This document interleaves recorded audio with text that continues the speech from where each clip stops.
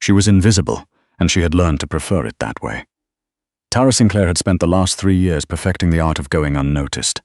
The efficient smile that didn't reach her eyes, the quick step between tables at Harbor Light Café, the way she could refill a coffee mug without breaking someone's conversation.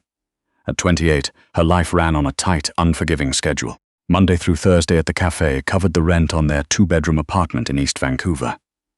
Friday evenings and weekend mornings, she sat beside her younger brother Finn at Vancouver General, where the fluorescent lights hummed too loud and the chairs were built for waiting, not for comfort. Finn was 17, brilliant at mathematics, and recovering from a kidney transplant that had emptied their savings and left them both running on borrowed time and government assistance. The $43 left in her bank account after this week's bills would have to cover groceries if she rationed carefully. She knew how to ration. The morning everything changed started like every other. October rain hammering the windows, the espresso machine hissing its familiar complaint, the early crowd of Gastown office workers shuffling in damp and impatient. Tara was stacking pastries in the display case when the door chimed. She registered the girl before she understood why her body had gone still. She was small, maybe 6 years old, wearing a yellow raincoat over what looked like very expensive clothes, dark braided hair, neat and precise. She stepped inside, stopped and stood perfectly motionless near the door. Not the way children stood when they were lost and frightened, the way they stood when they had been taught to control themselves even when they were terrified. The girl's eyes swept the room. They were large and dark, and when they landed on Tara, they didn't look away. Tara set down the croissant she was holding and walked toward her. "Hey, sweetheart." She kept her voice low, the same tone she used with Finn on his bad nights. "You look a little cold. Want to come sit?" The girl opened her mouth, but before she could answer, the cafe door crashed open so hard it bounced off the wall. 2 men, one tall, one wide, both wearing that particular expression Tara had only ever seen in films. The flat, scanning look of people who were not here for coffee. The tall one's gaze moved over the room like a surveillance camera until it locked on the girl in the yellow raincoat. Tara felt her throat close. The wide one reached into his jacket. What happened next, she could never fully reconstruct in the right order. She remembered the child's sharp intake of breath. She remembered the blur of metal. She remembered that she was not, by any measure, a brave person. She had spent 3 years being careful, being small, being invisible. She moved anyway. She threw herself side round the girl and dropping them both behind the counter as something detonated above them. A sound so immense it seemed to restructure the air itself. The espresso machine exploded in a shower of steam and metal. 2 more shots, and then Tara felt a line of white fire open across her left side, just below her ribs. She pressed the girl down harder, her cheek against the cold tile floor, and thought very clearly, "This is going to cost me a hospital bill I cannot afford." Then there were more men, different men, and the cafe became very loud and then very quiet. Someone was shouting. There were heavy footsteps. The girl underneath her stopped shaking and said one word, small and absolute, "Papa." Tara's vision had begun pulling at the edges like a photograph left in sunlight. She was aware of large hands, careful, methodical, turning her onto her back. Cold air where the hands pulled back her jacket. A voice above her, male, low, speaking to someone else in a tone that suggested whoever he was accustomed to being obeyed immediately. "She's losing blood. Tell them we're 90 seconds out." Then, to her, almost as an afterthought, "Don't let go." She didn't know if he meant her grip on the girl or something else entirely. It didn't matter. The ceiling tilted and the October rain was the last thing she heard before everything went away. Waking was disorienting in a way that took several minutes to name. The disorientation wasn't pain, though that was there too, a deep, insistent pressure at her left side. It was the smell, not antiseptic, not the vending machine coffee smell of VGH. Something clean and cool like cedar and fresh linen and a window opened somewhere to outside air. She was in a bed that was the size of her entire apartment bedroom. The ceiling above her was high, with exposed wood beams. Morning light came through curtains she would later learn were custom woven wool from a mill in the Okanagan. She turned her head. An IV line? Yes. But the equipment it was attached to was silent and expensive looking, not the beeping tower she expected. Her left side was wrapped in something firm, and when she tried to push herself upright, the pressure became a bright, specific warning. She looked at her hand. On her right ring finger, a ring. Not a modest ring. A square-cut sapphire the color of deep water, flanked by diamonds set in white gold. Heavy, cold, precisely the kind of object that did not belong on a waitress's hand and could not be explained by anything she currently understood about her own life. "I was wondering when you'd notice that." The voice came from a chair near the window, half in shadow. A man stood, broad-shouldered, dressed in charcoal trousers and a grey shirt with the sleeves rolled to his forearms. He was somewhere in his late 30s, with the kind of face that looked like it had been built for command rather than for being pleasant. Dark hair, a jaw that had probably never looked relaxed in his life, and eyes that were an unsettling pale grey, the colour of the water off English Bay in November. He was looking at her with an expression she couldn't read. "Where am I?" Tara's voice came out rough. "West Vancouver." He stepped forward, stopping near the foot of the bed. "My property on the cliff above Horseshoe Bay. You've been unconscious for 4 days. 4 days she absorbed this. The girl is fine. Something moved briefly behind those grey eyes. Something that looked almost like relief, still raw after 4 days. Because of you, I need to call my brother." The panic arrived late, but arrived completely. "He has appointments. He needs someone to check his. Your brother Finn has been notified that you were in an accident. He's been visited daily by 2 of my people. His Friday dialysis was attended, his Saturday appointment was rescheduled and then kept. The man sat down in the chair at her bedside, unhurried. He thinks you fell from a streetcar platform and hit your head. He is worried but stable." Tara stared at him. "Who are you?" "Callum Sterling." He said it the way people said their names when the name was supposed to mean something. And after a moment it did. Sterling Pacific. The construction empire that had reshaped the Vancouver waterfront, built half the towers in Surrey, and funded enough hospital wings and university chairs to make the family socially untouchable. Sterling wasn't just money. Sterling was the kind of money that had its own gravitational field. There were rumors too. Had always been rumors about what operated below the surface of the legitimate empire, about why certain city contracts moved the way they did, and why certain competitors quietly ceased to be competitive. "The girl," Tara said carefully, "is your daughter, Violet." His voice changed on the name, just slightly. "She is 6. She had been at her music lesson on Granville Island. Her security detail was compromised." A pause. "I do not allow myself many failures, Miss Sinclair. That was the most catastrophic of my life." He knew her name. Tara looked down at the ring. "You need to explain that." Callum Sterling was quiet for a moment. Then he stood again. She noticed he seemed unable to stay still and walked to the window. The rain against the glass was the same rain as always. The same October. "The men who came into your cafe work for a family called the Renault Group," he said. "Based in Montreal. They have been attempting to acquire leverage over me for 18 months. Taking my daughter was leverage." He turned. "They failed, but you were photographed. Being carried out by me. The image has been circulating since Tuesday morning. I was unconscious." "Yes." That made it more dramatic. His voice was dry, but there was no humor in his eyes. "Speculating about your identity and your relationship to me has become a significant media event. The Renault Group watches everything. A waitress with no connection to me. They will use you as a message or as bait." He crossed his arms. "I could not allow that." Tara understood where this was going approximately 3 seconds before he said it. "My communications team released a statement 48 hours ago. We have been together privately for several months. We were engaged before the incident. The timing of the proposal became public because of the photograph." He said all of this in the tone of a man reading a contract clause. Clear, precise, expecting questions only about the terms. "The sapphire was my grandmother's. It was chosen because it looks convincing, and because I didn't want something purchased to look like it was purchased in a hurry." "You announced our engagement," Tara said. "Without my knowledge or consent. You were unconscious. That's not." She stopped, breathed. The ache in her side was clarifying. "That is not a justification, Mr. Sterling." "No," he agreed. "It isn't." He looked at her directly, and she had the distinct impression he wasn't accustomed to agreeing with people who pushed back at him. "But it is done. And the alternative, extracting you from this and returning you to your apartment on Kingsway, results in your death. Probably Finn's as well, as collateral pressure." The ceiling was very high. She stared at it. "You go to the police," he continued, preempting her, "and you encounter a problem.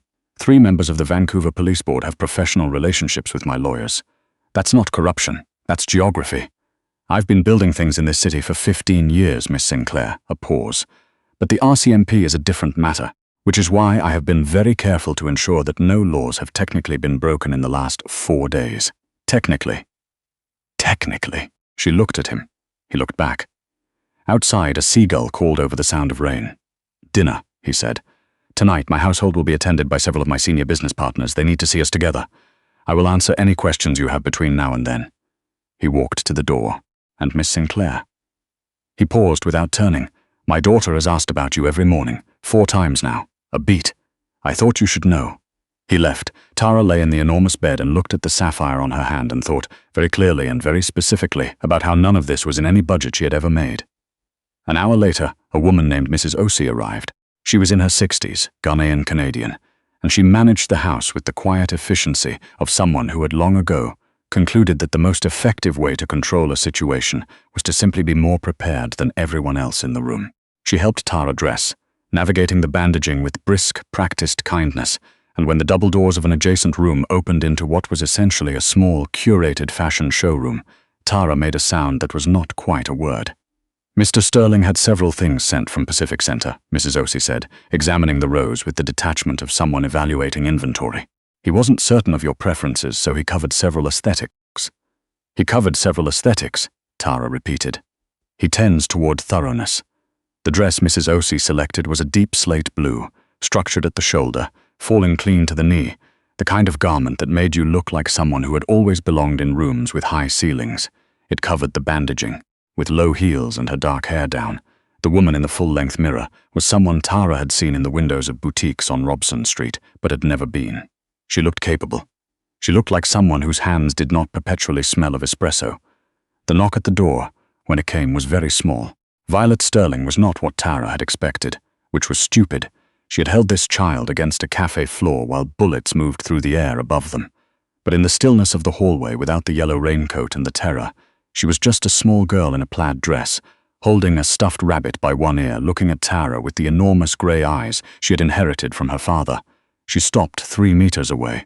Tara did what she had always done with Finn when he was in the hospital, and didn't know how to cross the room toward her. She sat down. Right there on the hallway floor, not caring about the dress, bringing herself to the girl's level. "Hi," she said.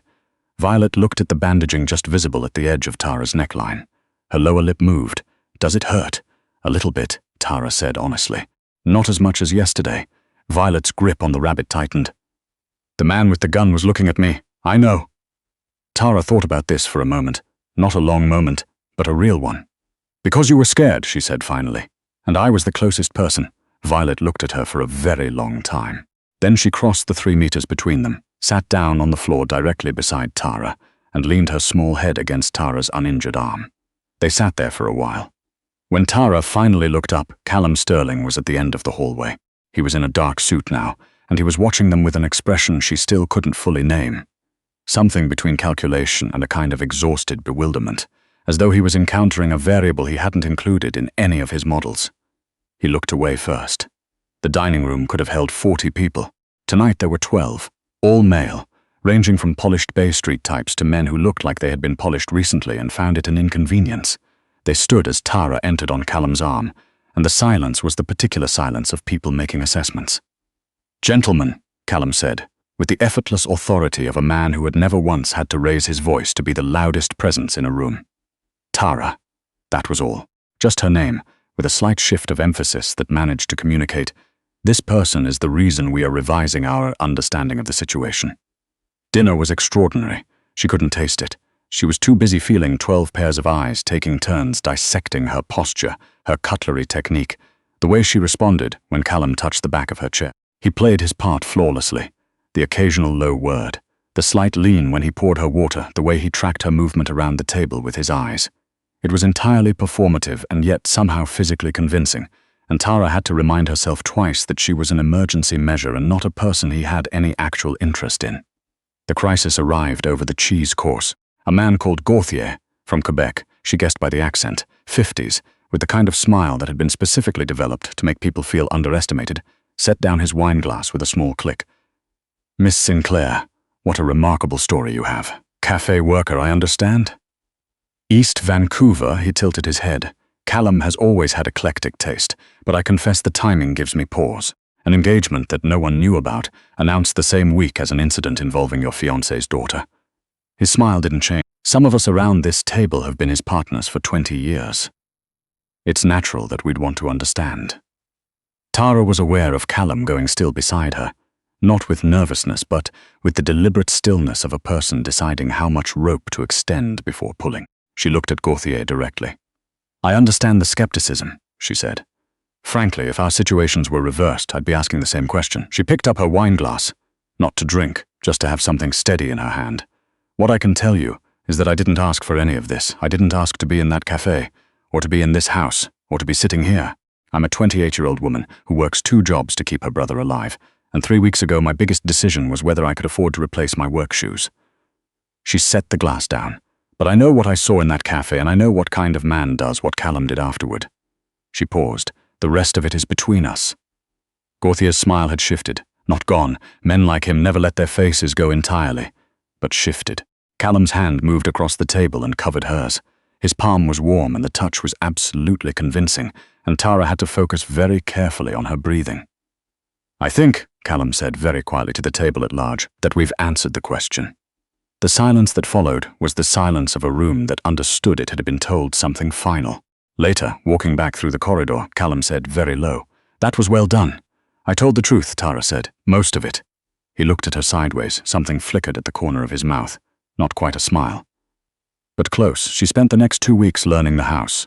She spent her mornings with Violet, who had attached to her with the immediate, unguarded loyalty that small children offer to the people who have saved their lives, and then sat on the floor with them.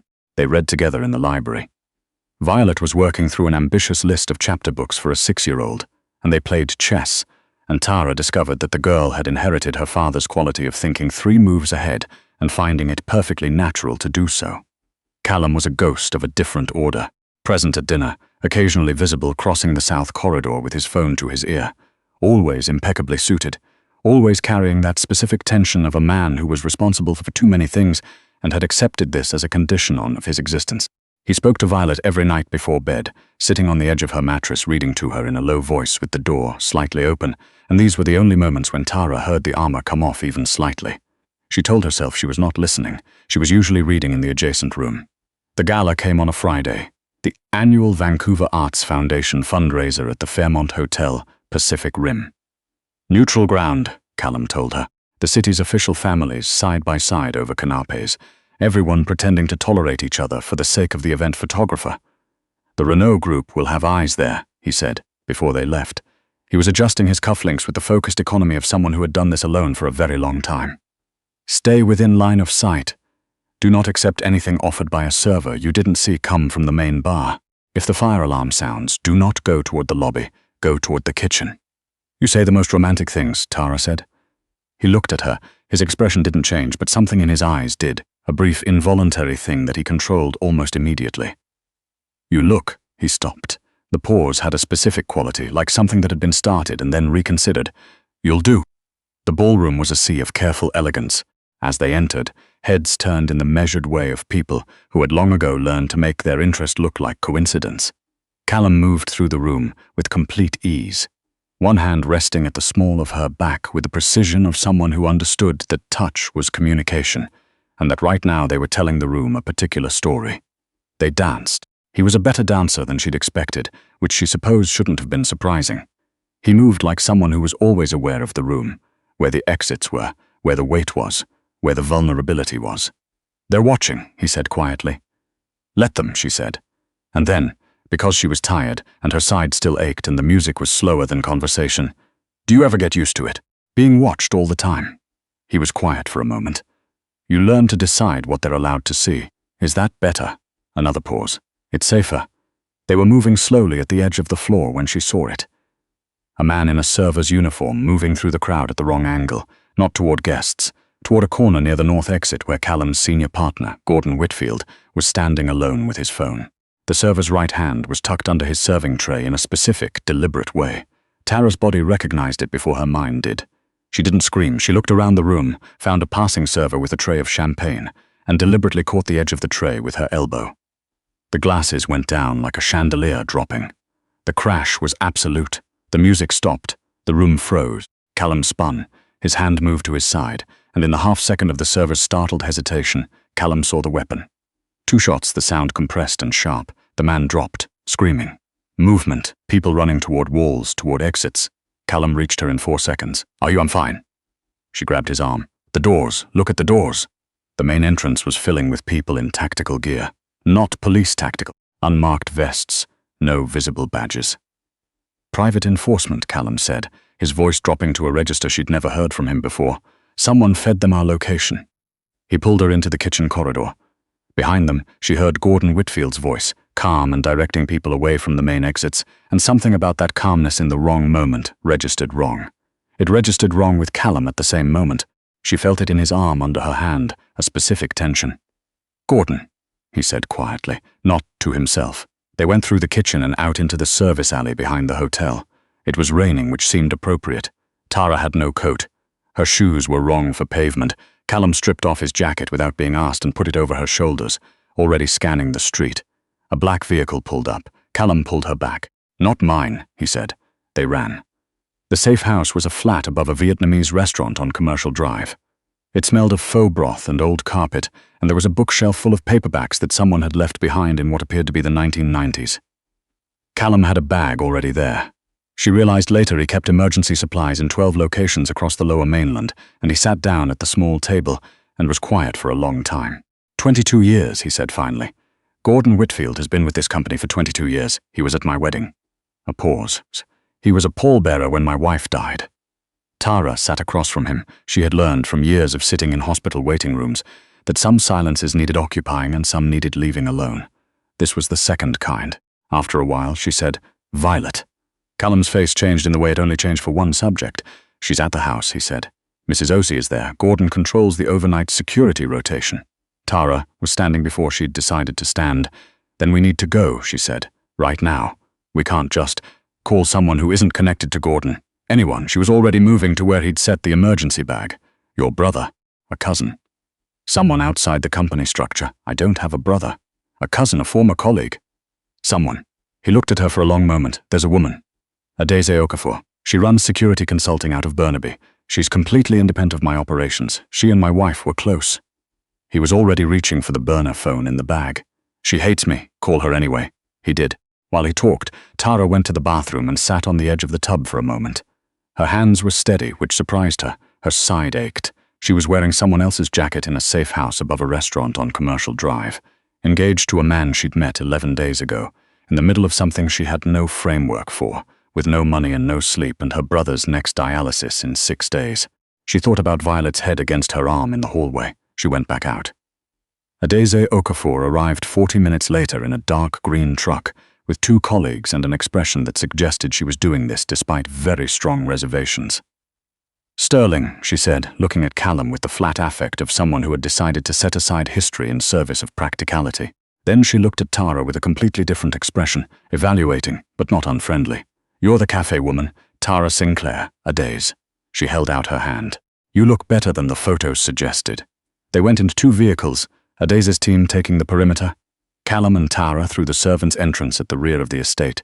The same passage he had used as a boy, he told her quietly, when he wanted to get in and out without his father's security noticing. The house was too quiet. There were 2 of Callum's men down in the east corridor. Not dead, she saw them breathe, but sedated.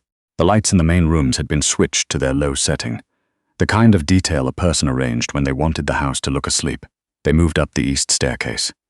Callum was in front, his hand out behind him, and she kept her fingers just at his wrist so she would move when he moved.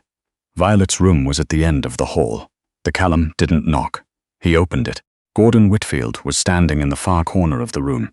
He was sweating through his shirt, his suit jacket gone. He had Violet under his left arm, the girl rigid with the particular stillness of a child who has been told very specifically not to move, and a gun at her temple. The stuffed rabbit was on the floor at his feet, dropped when he'd grabbed her. Violet's eyes found Tara's immediately, across the room. Callum stopped in the doorway. "Gordon." His voice was flat. Not angry, something beyond anger. "Look at what you're doing." "It's over, Callum." Gordon's voice was shaking, which was the most frightening thing about him. Scared men with guns were specific in their danger. "The Renault Group has documentation on every arrangement I've helped facilitate for 15 years. If they go to the RCMP, they won't," Callum said. "Because the RCMP investigation they've been threatening you with is fabricated. I've known about the Renault approach for 6 weeks. I have the evidence of their fabrication. You could have come to me. I didn't know that, you didn't ask." Something shifted in Callum's voice. Something old and tired. "After 22 years, Gordon. You didn't ask." Gordon's gun hand trembled. Violet was watching Tara. Tara had not moved from her position 2 steps behind Callum's shoulder. She was looking at Violet. Violet was looking at her, and Tara thought about the chess games in the library, about the way the girl watched the board and and waited, and then moved decisively into a gap that had opened while you were watching somewhere else. She held Violet's gaze. She raised one finger slowly, where Gordon couldn't see it. Violet understood. She had been understanding things 3 moves ahead since she was old enough to hold a chess piece. She fell, decided. Her whole body went soft at once, slumping toward the floor, and Gordon lurched forward with the sudden loss of weight, his gun arm swinging outward. Gordon, Callum's voice cracked like ice. 1 second. 1 second where Gordon's stance broke, and Callum closed the distance between them. Not with a shot, but with his shoulder, driving Gordon back into the wall with a sound that shook the room. The gun went to the floor. A Daisy's people came through the window simultaneously, and it was over in the way things were over when they had been moving toward over for a long time. Violet ran. She ran to Tara, not to the door, and Tara caught her and held her and felt the girl shaking like something inside her had finally been allowed to fall apart. "I did it," Violet said into Tara's shoulder, like in chess. "I moved into the gap." "You did perfectly," Tara said. "You were so brave." Over Violet's head, she saw Callum. He was standing with the Daisy, who was talking to him quietly, but he wasn't watching a Daisy. He was watching Tara and his daughter, and his face had the look of a man who has run a very long calculation and arrived at a result he wasn't prepared for. He looked away when she met his eyes, but not quickly. 7 months later, the garden at Horseshoe Bay was something out of a different life than the one Tara had been living in October. The arbutus trees along the cliff edge had come back into color, and the water below was a blue that required no justification. Finn was there, in the garden, teaching Violet an unnecessarily complicated card game, with the focused enthusiasm of someone who had recently discovered that 7-year-olds were an ideal audience for mathematical theory. He was stronger this month than he had been in 2 years. The donor match had held. Tara was sitting on the stone wall at the garden's edge, watching them, when she heard the door and then the particular cadence of Callum's footsteps on the path. She had learned them without deciding to. He sat beside her. He was in a white shirt, no jacket, and he looked like a person who had been, very gradually and somewhat against his will, persuaded to rest.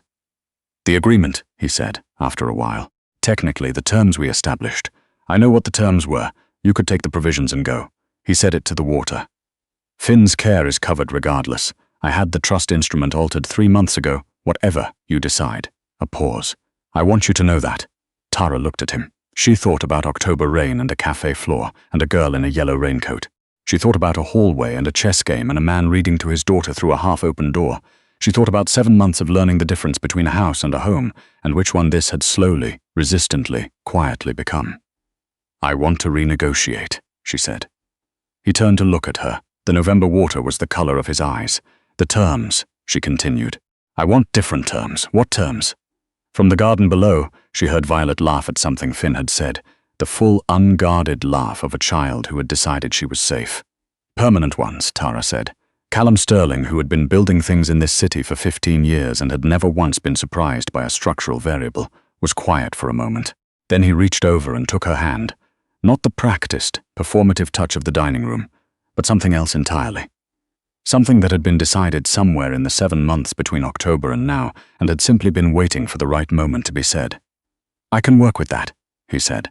And out on the water, a ferry moved slowly toward the island, carrying its ordinary cargo of ordinary people going home, and the arbutus trees held the afternoon light the way the coast always does, briefly and completely and without apology.